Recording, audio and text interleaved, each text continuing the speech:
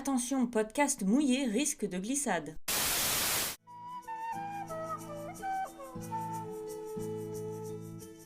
Ce chapitre commence comme une blague car Bella et Edward sont dans une voiture. En vrai, si Bella était un croque-monsieur, je sais pas si j'hésiterais. Ouais, tout ce côté BDSM du coup que j'ai pas du tout noté, mais c'est vrai que maintenant qu'on en parler. Puis son consentement, pourquoi en fait? Pour qu'il la bute. Franchement, Bella, c'est un bébé et lui, c'est un connard. Il est horrible. Il est infect, j'ai envie de vomir. Je suis trop innocent. Il n'y a pas de scène de cul dans Twilight. Bonjour et bienvenue à Fourchette, le podcast où on s'insulte, se gêne et joue de la musique. Alors, aujourd'hui, on se retrouve pour le chapitre 15 de Twilight, partie 1. Je vais pas vous mentir, j'étais ultra gavée de ce chapitre. Donc mes notes seront salées. Tant mieux. Mais je le trouve plutôt pas mal. Donc, je suis curieuse de voir pourquoi il t'a saoulé. C'est à cause d'Edward. C'est un connard. Ah oui, bah, ça c'est sûr, mais de toute façon, on va pas s'en débarrasser. Hein. Non, c'est vrai. On est un peu coincé avec lui. Mais peut-être que, je sais pas, j'ai l'espoir qu'il change, tu comprends. Bref, donc, je suis salée. Pourquoi ? Parce que, donc, on commence mes notes. Bella se réveille et la première chose qu'elle entend est une insulte. Ses cheveux ressemblent à un nid de corneille, mais j'aime bien. Et ça continue sur cette lancée en plus après. Oui, donc j'ai écrit franchement va te faire foutre. Mais Bella, elle est contente, elle lui saute dessus. Donc voilà, donc en fait, donc elle dort. Donc Maxi angoisse parce que elle parle dans son sommeil déjà de une. Ah oui, et en plus, dans le chapitre d'avant, j'en ai pas parlé, elle se sert un grand verre de lait. Ah bon ? Et moi, franchement, c'est mon angoisse. J'ai même pas noté qu'elle se... Moi non plus. À quel moment elle se sert Je crois qu'elle mange... je sais pas si elle mange avec son père ou quoi, et elle lui sert... elle lui sert un grand verre de lait à lui et à elle. Alors déjà, c'est dégueulasse parce qu'on sait qu'elle boit au boulot. Oui. Et en plus, c'est là, mais c'est quoi son problème avec le lait, en fait ? Donc voilà, le lait, pour ma part, n'est pas digeste. Donc franchement, j'ai vraiment pas envie que mon mec me regarde dormir toute la nuit quand je me suis tapé un demi-litre de lait. Et donc lui, il est tranquille sur le rocking chair. Et de nouveau, ça fait penser à un papy. Donc, voilà, leurs 84 ans d'écart se font sentir. Mais bon, le rocking chair, c'est quand même un peu agréable. Donc elle se jette sur lui. Et elle dit « Oh là là, mais t'es là, j'ai cru que c'était un rêve. » Et lui, qu'est-ce qu'il lui répond ? « Tu n'as pas assez d'imagination pour ça. » Je l'aurais tellement mal pris, mais Non, mais moi aussi. Non, mais tu sais, c'est au réveil. La meuf, elle est réveillée depuis 5 minutes. Elle s'est déjà pris 2 tacles. Infect, le mec, infect. Et on parle encore d'haleine. Oui. On parle d'haleine, il y a un point haleine. Oui, alors... mais de mauvaise haleine cette fois-ci. Quelques répliques plus bas, elle dit je mourais d'envie de retourner vers lui, mais j'avais peur d'avoir mauvaise haleine. Et franchement, je comprends. C'est aussi ma hantise. Surtout en ayant bu ce verre de lait, mais bon, je vais vous laisser tranquille avec ça. Ok, donc elle se demande où est son père. Et Edward lui dit qu'il est parti il y a 1 heure après avoir rebranché la batterie de son pick-up. Et il l'insulte encore en disant qu'il est déçu d'apprendre que ça aurait été suffisant pour empêcher Bella de faire le mur. Mais franchement, genre, aux États-Unis, ils habitent à côté d'une forêt. Donc, j'imagine qu'à pied, le lycée, il est au moins à 20 km. Et franchement, oui, genre, tu sais, s'il fait noir, que tu peux pas ouvrir la lumière du Porsche et que tu dois rebrancher la batterie, ouais, ça t'empêche de partir chez toi, tu sais. Non, mais quel connard.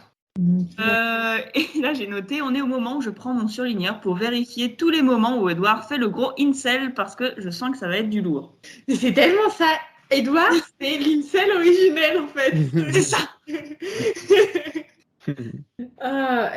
Après, il y a du coup, je sais pas, tu allais peut-être... Attends, et du coup, on arrive au moment de l'haleine et elle dit « Et en effet, ça continue car la pauvre Bella qui a juste peur d'avoir mauvaise haleine se fait dire qu'elle est plus vive que ça le matin normalement. » Et franchement, Edward, j'ai noté en gros « Va te faire foutre.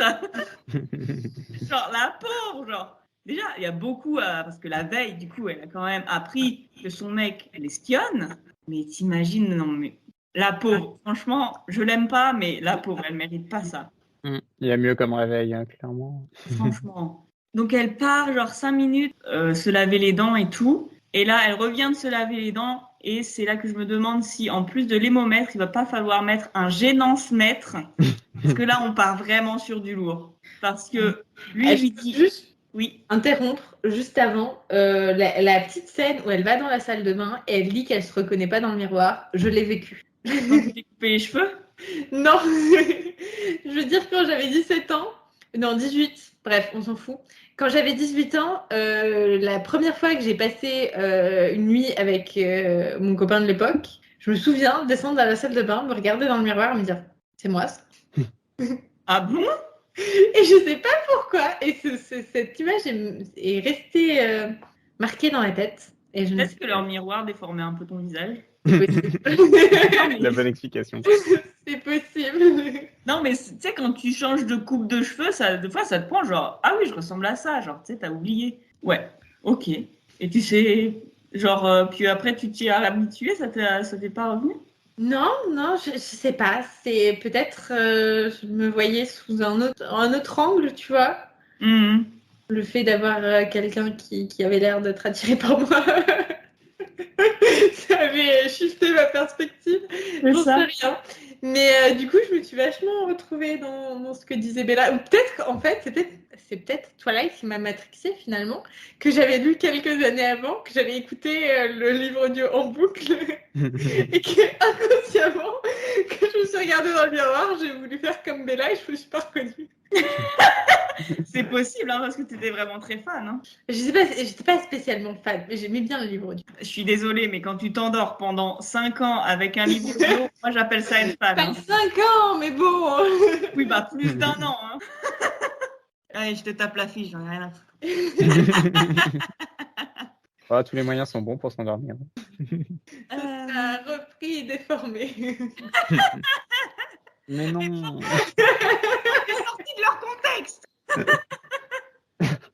Oui, donc du coup, gênance mettre au maximum parce qu'en fait, là, les deux sont extrêmement gênants parce que Edouard il a dit « Ah, t'as vraiment pris du temps pour te brosser les dents, tu m'as manqué. » Et elle se rend compte qu'en fait, il s'est changé et elle a dit oh, « Tu m'as laissé pendant la nuit pour aller te changer. » Et j'étais là genre au secours. Et elle dit bah oui parce que sinon les gens se seraient posé des questions. Je pense que c'est très américain de se poser ce genre de questions. Et surtout quels gens en fait? Personne l'a vu la veille. Oui, en plus quels gens? Genre ils sont pas allés au lycée la veille. Enfin genre de quoi tu parles? Non mais parce que je veux dire genre jamais de ma vie je me suis dit tiens il porte le même t-shirt que la veille. Enfin bien peut-être que je le remarque mais je pense pas tout de suite à en fait, des fois, je me demande si genre c'était trop puritain, et ben ça te rend obsédé quoi. Ensuite, il lui dit que elle lui a dit pendant son sommeil qu'elle l'aimait, et là, elle lui dit pour la première fois éveillée qu'elle l'aimait, et il lui répond que désormais, elle est sa vie. Ça va un peu vite quand même, je trouve. C'est ça, en fait. J'ai trouvé ça mignon, mais c'est vrai que ça va vite. Un petit peu excessif. C'est ça, quoi. en fait, en soi, c'est très mignon et ça pourrait vraiment être quelque chose de fort, mais ces deux personnes ne se connaissent pas. Elles ont mangé 2 fois à la cantine, 1 fois au restaurant, et ils ont passé un après-midi sur de l'herbe mouillée, enfin, tu vois. Et c'est pas un truc typiquement d'ado de faire ça. Quand même. Genre que tu le dises au bout de genre 3 mois de relation quand t'es ado, tu vois. C'est peut-être moi, mais moi je suis tombée que sur des mecs qui m'ont dit je t'aime au bout de 3 jours. Non, mais dire je t'aime, mais dire tu es toute ma vie, c'est Oui, encore non, au-delà c'est du je t'aime, tu vois ce que je veux dire? Surtout que sa vie a été très très longue avant elle, quoi. Donc c'est Bah c'est ça. Genre ce que je veux dire, mais attends, c'est elle, mais c'était naze avant, mais genre le pauvre, enfin, tu vois ce que je veux dire? C'est un peu comme dire mon accouchement, c'était le meilleur moment de ma vie, tu vois, enfin. La rencontre avec ton enfant, je suis d'accord, tu vois, mais l'accouchement et tout le procédé, faut arrêter, tu vois. Puis, en plus, c'est vrai que globalement, il aurait pu voir même Charlie bébé, quoi. Autant. Mais peut-être que c'est un projet de longue date. Peut-être, c'est ça. Il y a d'autres projets de longue date dans la saga, mais on va pas encore en parler. Oh, Parce que c'est pire. bref, ensuite il passe à table et Bella décrit avec un filtre rose à pétales. Elle est vraiment de très bonne humeur, contrairement à moi. Et ensuite, Edouard lui dit dans le plus grand des calmes qu'il va la présenter à sa famille. Donc vraiment le mec, genre rien à battre, tu vois, genre salut t'es moche, je te ramène à mes parents.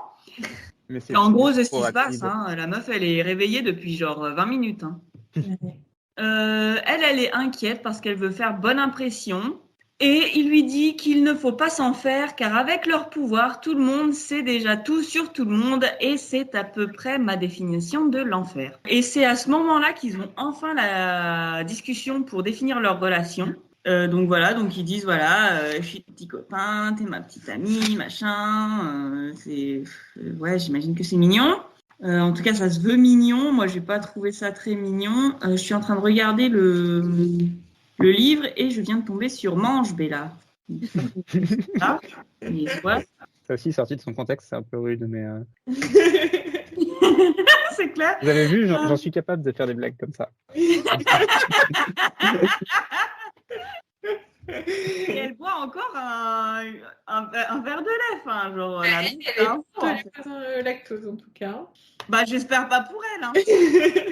J'espère que Edouard a la délicatesse de lui dire à un moment donné, il faut que tu arrêtes, quoi. C'est peut-être pour ça qu'elle se sent fatiguée, hein. Bref. À quel moment qu'on parle du pari des Cullen plus tard. Parce que moi, je suis... Je crois que c'est à ce moment-là, mais... À ce moment-là Bah, parce qu'elle dit, genre, j'ai peur... Et juste après. Ouais, genre, elle lui dit, j'ai peur, machin et tout. Après, elle va se changer et elle choisit quand même une tenue un peu bien, tu vois. Et il lui fait encore une blague sur le fait qu'il veut la bouffer. Trop Mais marrant. c'est au moment où elle dit qu'elle a peur Alors, elle dit j'ai peur qu'il ne m'apprécie pas. Et la réplique d'après, c'est Edouard. Il dit qu'on ne peut rien leur cacher. Et après, il dit hier, il pariait sur les chances que tu avais de revenir vivante. C'était à 6 voix contre celle d'Alice. Je me demande bien pourquoi.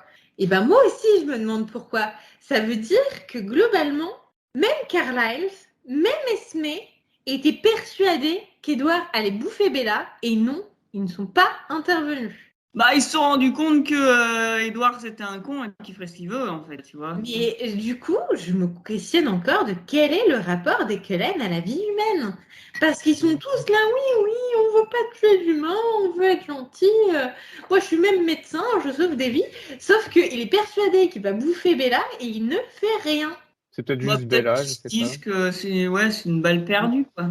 Peut-être qu'ils sont si gentils avec les humains pour se racheter une conscience. En tout cas, moi, je trouve ça super dérangeant. Je pensais comment Carlisle, il partirait du principe qu'Edouard n'allait pas la bouffer, puisqu'elle a été contre la tuer à l'hôpital.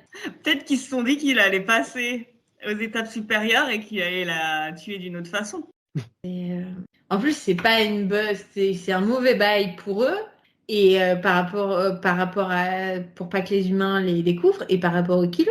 Ouais, mais ça, c'est ce que je te disais l'autre fois, en fait, c'est débile, donc j'arrête de me poser des questions, tu vois, genre j'accepte le matériel tel qu'il est, tu vois. C'est vrai, mais je ne peux pas m'empêcher de me poser des questions. Et là, ça m'a particulièrement choquée qu'il n'y ait que Alice qui pense qu'Edouard n'allait pas la bouffer et que les autres pensaient qu'il allait la bouffer, mais n'y voyaient pas de souci, quoi, n'ont pas cherché à l'arrêter. Bah, encore une fois, Rosalie, elle tient son point de vue, genre... Elle n'en a rien à branler, tu vois. Elle a dit à l'hôpital, bah non, faut la tuer. Et là, elle dit non, il va la tuer. C'est une meuf qui est droite dans ses bottes. Rosalie, j'ai l'impression qu'elle fait ça. Moi, ce que je vois, c'est qu'elle fait ça par jalousie. Elle est jalouse de Bella et du coup, elle préfère qu'elle meure. Mais Rosalie, on nous la présente aussi comme la seule qui n'a jamais goûté le sang humain, tu vois. Bon, après, elle a quand même tué.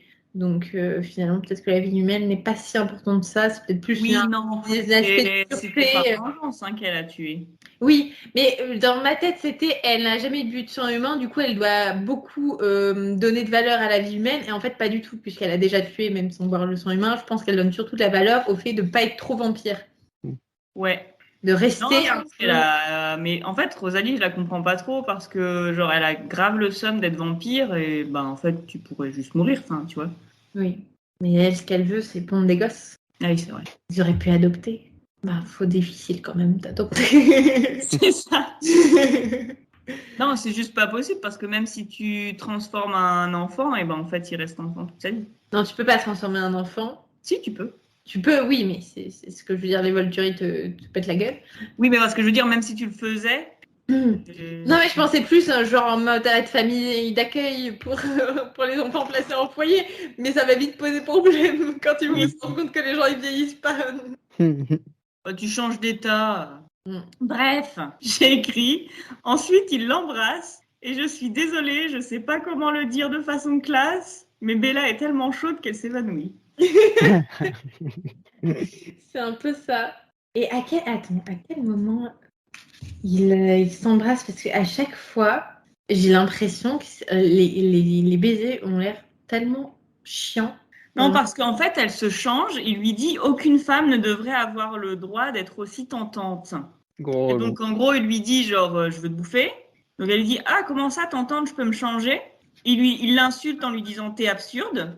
Donc, ferme ta gueule. Il appuya délicatement ses lèvres glacées contre mon front et la pièce se mit à tourner. La robe de son haleine me privait de tous ses moyens. Mais c'est même pas un vrai bisou, il lui fait un bisou sur le front. Attends. Est-il vraiment nécessaire que je t'explique pourquoi tu me tentes? On est dans de l'ado-érotisme plus, hein. Oui, bienvenue sur Terre, Paprika. Oui, ça arrive après, effectivement. Question de pure rhétorique, ses doigts caressaient mon dos. Sa respiration était plus hachée, lentement, sa bouche entrouverte effleura la mienne pour la deuxième fois en 2 jours, alors je m'écroulais. Bella. J'ai rien à dire. Mais c'est pas juste parce qu'elle a oublié de respirer ou... Oui, voilà, elle lui dit un truc, j'ai oublié de respirer, mais quand tu oublies de respirer, genre, il s'est passé peut-être 30 secondes, tu ne tombes pas dans les pommes en 30 secondes. Et puis en plus, c'est scientifiquement impossible d'oublier de respirer, en fait. Genre, même si tu as envie de t'asphyxier, eh ben, ton corps a le réflexe de se réveiller. Je crois que tu peux tomber dans les pommes avant, hein, semble. Ah ouais? Mais Ouais, du coup, ça quand va tu pas plus loin tombes dans parce que les dès que tu pommes, tombes dans les après, pommes, tu recommences à respirer. Mais Voilà, tu as exactement. suffisamment de volonté et tu peux tomber dans les pommes en arrêtant de respirer. Donc du coup, voilà, elle est prise de vertige et tout, donc forcément, lui il est là, non mais en fait, genre c'est pas possible, genre on va rester à l'intérieur, tu vois. Donc pour une fois qu'il a une réaction normale au final. J'étais en mode elle va lui vomir dessus. Et j'ai entouré une phrase aussi, je sais plus pourquoi. C'est peut-être le lait qui lui donne des vertiges. C'est Ah. possible. Et moi je pars du principe que tout le monde est intolérant au lactose, mais... Alors, j'ai entouré la phrase je ne me lasserai jamais de toi, jamais. Et j'ai écrit jamais en majuscule à côté, je sais pas pourquoi. Mais parce qu'il lui dit genre 2 fois jamais... Seras-tu là, demandai-je soudain inquiète. Seras-tu vraiment là toujours? Je ne me lasserai jamais de toi, jamais, point d'exclamation. Ça doit être pour ça. Mais c'est Bella qui dit ça. Mais pourquoi je comprends pas pourquoi je l'ai surligné. Mais bon, c'est pas grave. Parce que c'est con. Oui, parce que c'est sans doute. C'est vraiment très salé, je suis désolée. Et on parle aussi du fait qu'elle porte un corsage. Qui utilise ce mot? Oui, un corsage bleu.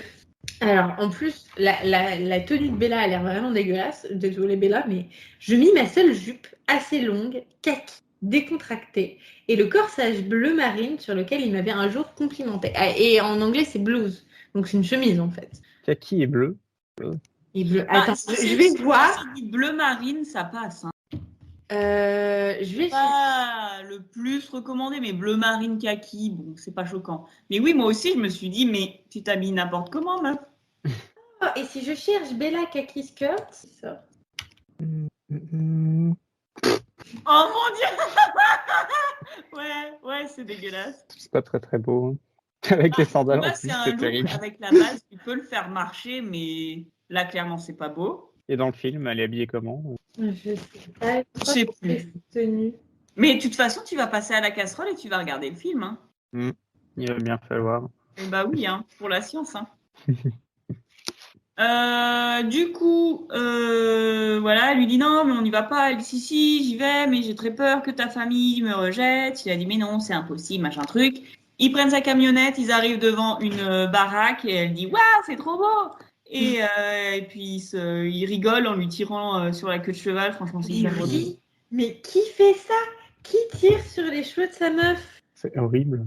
Alors, on m'a déjà tiré sur la queue de cheval. C'était mon boss et c'était extrêmement gênant. Et ce n'est pas la pire chose qu'il a faite ce soir-là. J'ai cru que j'allais mourir de gêne.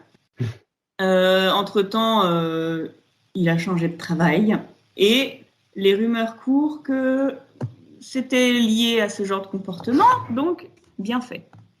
Bref.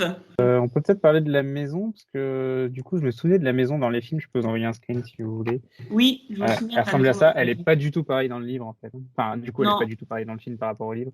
Dans le livre, elle est un peu âgée, un truc centenaire. Et là, c'est vraiment de l'architecture moderne dans le film. Une grosse liberté d'interprétation. Ouais, mais c'est mieux. Ah, moi, j'aime bien. Hein. Moi, je préfère c'est la maison du film. Moi, j'aime bien la description qu'ils en font de la maison. Mais ouais, c'est sacrément différent.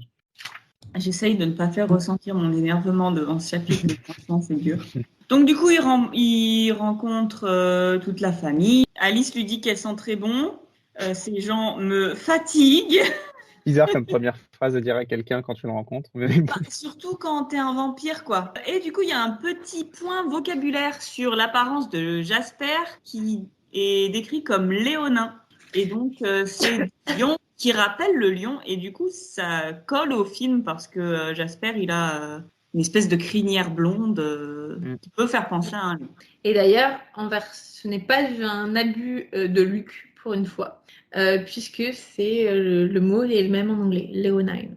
Ok. J'imagine que ça se prononce léonine, j'en ai absolument aucune idée. Non, et de toute façon, les Anglais, ils font chier, tu sais, ils font genre que le français c'est difficile, mais nous au moins, nos règles elles sont compliquées, mais elles changent pas, tu vois. Enfin, voilà, c'était mon coup de gueule.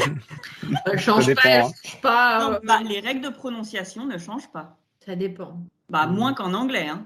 En anglais, c'est sûr. En anglais, tu lis un mot, t'as aucune idée de comment ça se prononce. Hein.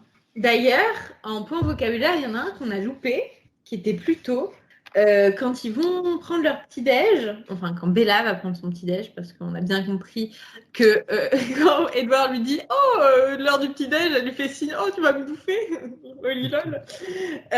Donc elle dit « La cuisine était claire, joyeuse, comme contaminée par mon humeur folâtre. » Alors moi, folâtre, je l'utilise que pour mes chats quand ils sont totalement fous. Bon, moi, je l'utilise pas, mais je le comprends.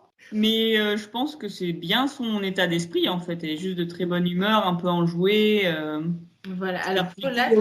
Pas tellement le caractère de Bella, au final, mais bon. Je vais chercher la définition. Mais en version originale, sachez qu'il n'y a rien. Hein. C'est mood, c'est tout. My mood. Ah ouais, même pas joyful. Bah, disons que la phrase est construite différemment, mais il n'y a pas de mot qui remplace folâtre. Et folâtre se dit d'une personne dont le caractère est enjoueux, dont l'humeur est badine. Un jeune enfant de nature folâtre, gaieté folâtre. Voilà, donc moi j'imaginais Bella en train de courir derrière une boulette d'aluminium dans la cuisine. Avec une lampe de lait. C'est ça. Donc du coup, j'ai écrit Gênance 2000 quand Edward joue du piano, mais je pense qu'en fait, parce que ça me fait beaucoup penser à 50 Shades of Grey. Et puis gênant surtout que les parents, entre guillemets, partent pour leur laisser de l'intimité. Et le fait qu'ils jouent aussi une berceuse qui a été écrite spécialement pour Bella. C'est encore un truc de bébé, enfin franchement, ça me met mal à l'aise. Une berceuse, ouais, ça fait un peu... Je n'avais pas vu ça, mais terrible.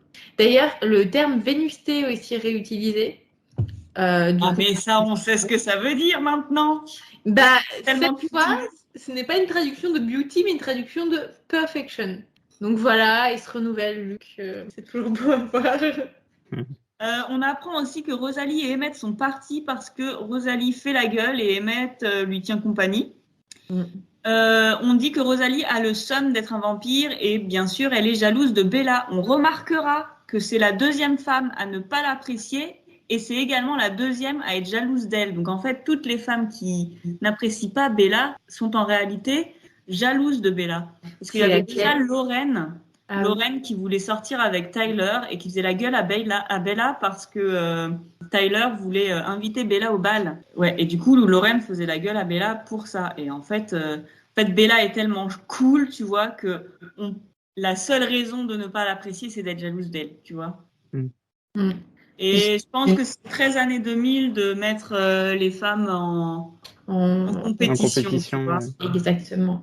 Il y a aussi ce fabuleux passage où Bella dit « À côté de toi, j'ai l'impression d'être totalement insignifiante. » Oui, Bella. Désolée, mais oui. Non, mais c'est clair, genre oui. Une ado de 17 ans, complètement émo, genre comme tout le monde en 2005. Donc, qu'est-ce que je te dise? Ensuite, Edward parle de nouveau en rébut et dit à Bella qu'il va être insupportablement protecteur les prochains jours, comme si être insupportable était nouveau. Exactement, c'est ce que j'ai noté. Il dit je ne tiens pas à ce que tu me prennes pour un tyran-nez. À quel moment tu n'as pas été un tyran-nez? Non, mais c'est ça, genre, oui, bah, rien de nouveau sous le soleil, genre, ok. Et on a un petit point vocabulaire où il y a marqué d'ailleurs, Esmé se moquerait comme d'une guigne que tu aies un troisième œil ou des pieds palmés. Voilà, moi je ne connaissais pas cette expression.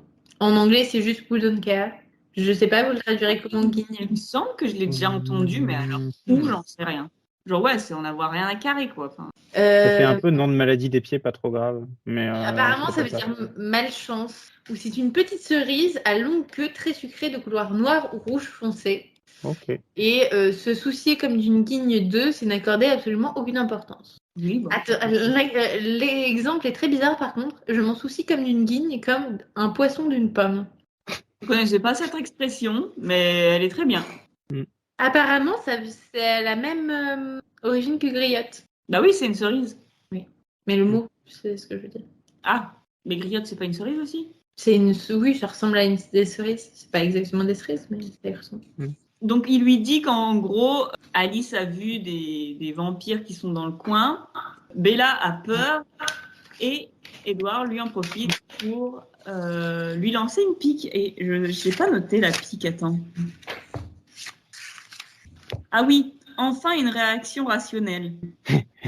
Je commençais à croire que tu n'avais aucun instinct de survie. Bon, moi aussi, hein, je ne vais pas lui en vouloir celle-là, Edward. Et en fait, j'avais pas compris, vu qu'ils n'arrêtaient pas de parler, mais Edward, il jouait du piano pendant toute la conversation. Et à la fin, elle pleure tellement que c'est beau, et ce taré récupère sa larme et la boit. Non mais, au secours! Ouais, horrible. Clairement. Par contre, on parle, alors c'est un point insignifiant, mais il parle du fait qu'il n'y a pas de cercueil dans la maison, ni de crâne empilé dans des coins, et il n'y a même pas de toile d'araignée. Et je tiens à souligner que s'il n'y a pas d'araignée chez toi, c'est peut-être mauvais signe, parce que généralement, ça veut dire que l'environnement n'est pas assez sain pour qu'elle s'y installe. Après, si c'est plein de vampires, j'imagine peut-être les araignées sentent les vampires. Mais... Oui, ou alors c'est juste que tu les enlèves dès que tu les vois. Oui, bah après, je pense que les Cullens ont autre chose à faire que d'enlever les toiles d'araignée. Peut-être qu'ils n'aiment pas ça. Hein. Ils n'aiment pas ça, certes. Bah oui, c'est cool, ça mange les moustiques, mais j'imagine que les vampires, ils n'ont pas de problème de moustiques, du coup. Mais peut-être qu'elles mangent les vampires aussi. Peut-être. Franchement, les araignées, je peux pas. Genre, je sais que, voilà, elles sont pas méchantes, elles mangent les mouches et tout, mais je préfère avoir des mouches, en fait. Genre, c'est vraiment le truc, je ne peux pas. Moi, je peux pas les mouches. Je préfère 1000 fois les araignées. Non, les araignées, ça me... Bah, j'en avais une qui est restée pas mal de temps chez moi, parce qu'en fait, j'avais pas envie de la tuer, et je ne pouvais pas me convaincre de la foutre dehors, tu vois. Du coup, je lui ai donné un petit nom, elle s'appelait Billy. Puis un jour, mon père est venu me rendre visite et je lui ai dit « Tu peux foutre Billy dehors, s'il te plaît ?» Trahison, disgrâce. Mais non, parce qu'en plus, tu vois, avec le temps, elle grossissait, tu vois. Et j'étais là, genre, tu sais, j'avais des sueurs froides et tout. J'étais genre, je sens trop mal, genre, faut vraiment la tirer. J'imagine que ça dépend des araignées aussi. Moi, les petites araignées tranquilles qu'on a dans la région, ça va. Bah, c'était pas une très grosse araignée, mais tu sais, c'était quand même une vraie araignée où tu voyais bien les pattes et puis elle avait un corps assez gros et tout. Enfin, elle restait quand même petite, genre la taille d'un ongle, tu vois. Mais elle commençait un peu à grossir et tout. Et j'étais là, genre, franchement, là, c'est trop me demander, en fait. Tu vois, genre, je suis vraiment quelqu'un qui supporte mal les araignées. Est-ce que t'as respecté la trêve hivernale au moins? Bah non, parce que du coup, elle est arrivée quand il a commencé à faire froid. Parce qu'elle veut se protéger du froid. Bah oui. Bref, Billy a été viré de mon appartement. Tu aurais pu la mettre dans le couloir, au moins. Non. Non. Non, mais franchement... Ah oui, dans le couloir de Oui, l'immeuble. dans le hall de l'immeuble. Ah non, je crois que ce que mon père a fait, il l'a juste mis genre de l'autre côté de la fenêtre, genre sur le rebord. C'est de là qu'elle était arrivée de toute façon, je pense. Hein. Oui. Mais Ce qui est bizarre parce que j'habite au 4e, j'aurais c'est vraiment donné du mal pour venir chez moi, quoi. Bref, on ferme la parenthèse arachnophile. On parlait de quand il buvait ses larmes. Oui, et ça va. Bah, maintenant, ça me fait penser à Cry Baby, à Cry Baby, où il y a donc du coup c'est l'histoire de ce mec là qui a juste une seule larme qui lui coule et il y a à un moment donné, bref, il est séparé de sa meuf et mais il y a une scène lunaire où du coup bah il verse sa larme et comme c'est une larme pour sa copine, il la récupère et il la boit quoi en gros. Donc ça déjà c'est bizarre, mais de l'autre côté il y a la meuf qui a pleuré mais des torrents de larmes qu'elle a récupéré dans un petit pot genre pot de confiture. Et à la fin de la scène, eh ben, elle se fait un cul sec de ses larmes. Avec en plus une étiquette larmes sur le pot. Terrible. Donc voilà. Et ça, c'est toujours moins gênant que cette scène. J'ai écrit non mais au secours. Il lui fait visiter la maison et Bella s'arrête sur une énorme croix. Donc vraiment le truc hyper massif. Et il lui dit qu'en fait, c'était une croix qui appartenait au père de Carlyle. Et donc après, il nous fait une petite biographie du père de Carlyle qui était un anglican qui faisait une chasse aux sorcières. Parce que, alors, j'ai fait un petit peu de recherche apparemment à ces années-là. Et ben, c'était un moment où en fait les anglicans brûlaient tous ceux qui n'étaient pas anglicans, en gros. Et comme c'est une religion qui est assez nouvelle, en fait, l'anglicanisme, je sais pas comment ça s'appelle. Et ben forcément il y avait beaucoup de catholiques et de protestants du coup qui se faisaient botter le cul quoi en gros. Donc voilà, donc il faisait une chasse aux sorcières littéralement et il a demandé à Carlyle une chasse aux vampires parce que son père devenait vieux, donc il a demandé à son fils Carlyle de chasser les vampires à sa place, qu'il a mieux mené que lui étant donné qu'il a vraiment trouvé un groupe de vampires.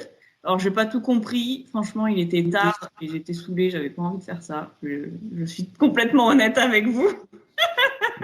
Et donc, il s'est fait attaquer. Bizarrement, il a survécu. Donc, ça veut dire que le vampire qui l'a mordu, au final, il s'est servi dans son sang, mais il l'a pas transformé. Donc, c'est un peu bizarre. Ou juste le vampire a dit « Ah ouais, tu veux me buter? Bah, tu vas devenir l'un des nôtres. Nique ta mère. » Il l'explique normalement. Alors... donc ils disent le vampire devait être extrêmement vieux et affaibli par la faim, car là il avait entendu prévenir les autres en latin lorsqu'il a senti la présence de la foule.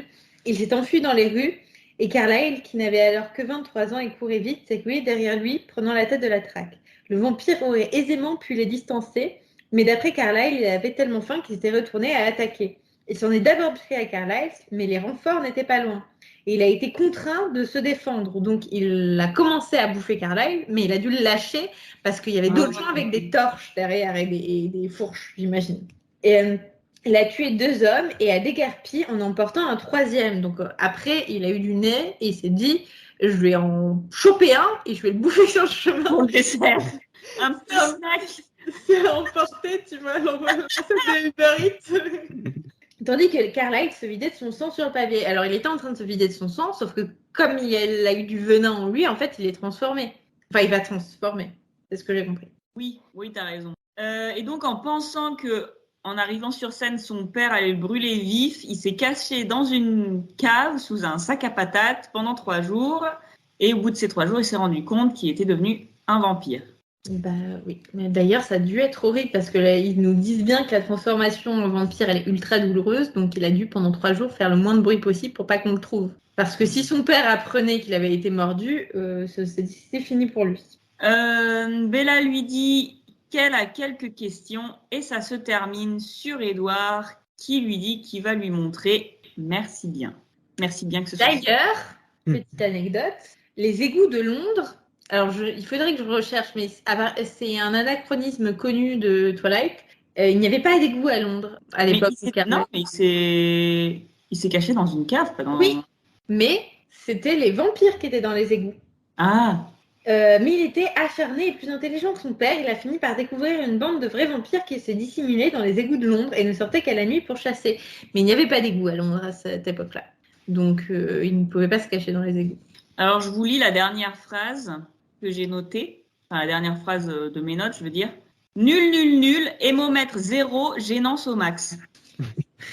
Moi, j'ai mis 2 à l'hémomètre. Ah, il y a quand même ouais, le Peut-être passage que à l'histoire côté de du piano. Carlyle, elle fait un peu monter l'hémomètre, mais Bella et Edward, c'est 0, quoi. Oh, je sais pas. Il y a un peu des trucs au départ, là, en mode, je sais pas. Mais j'ai quand même une question par rapport à la fin, la grosse croix en bois qui appartenait au père de Carlyle.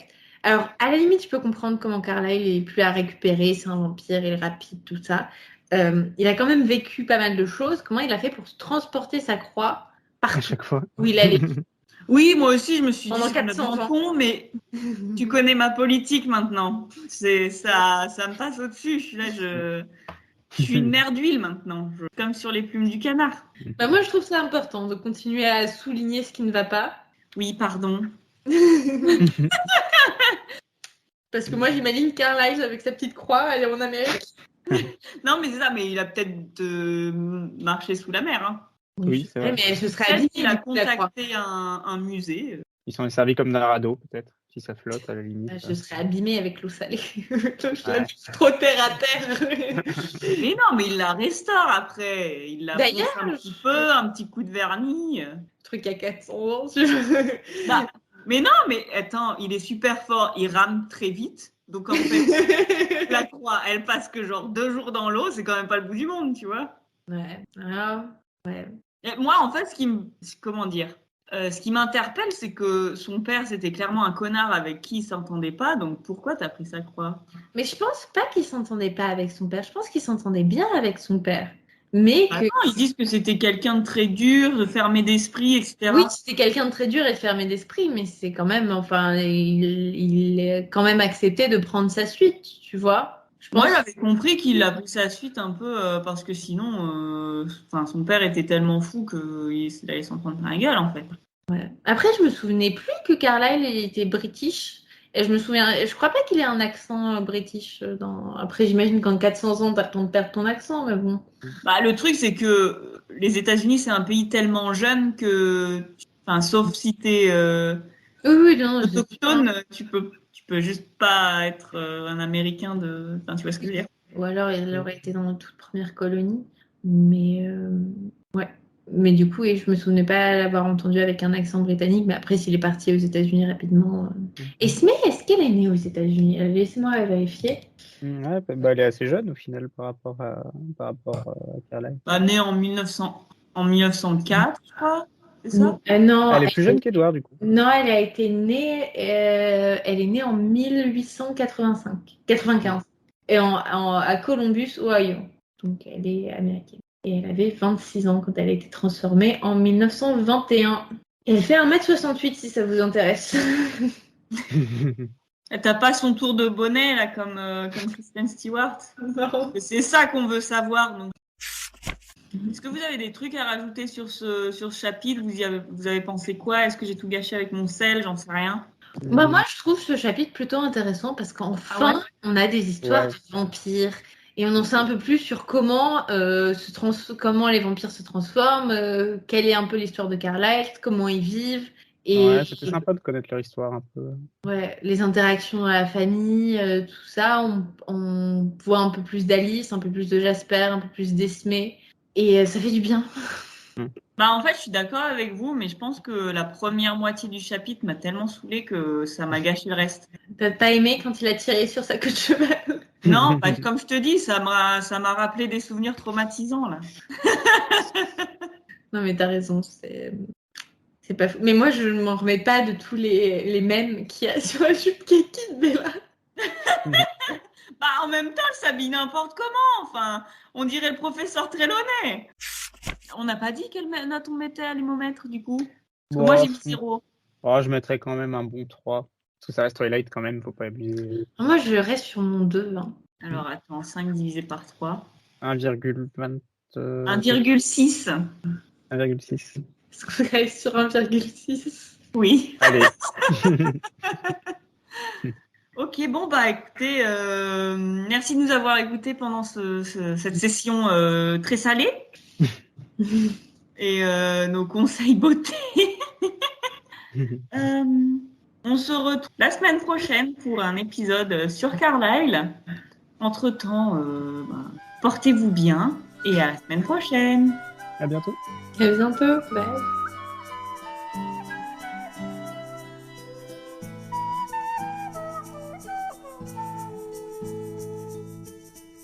Générique et identité visuelle par Paprika, montage et mixage audio par Apple, gestion des réseaux sociaux par Fraise. N'hésitez pas à nous suivre.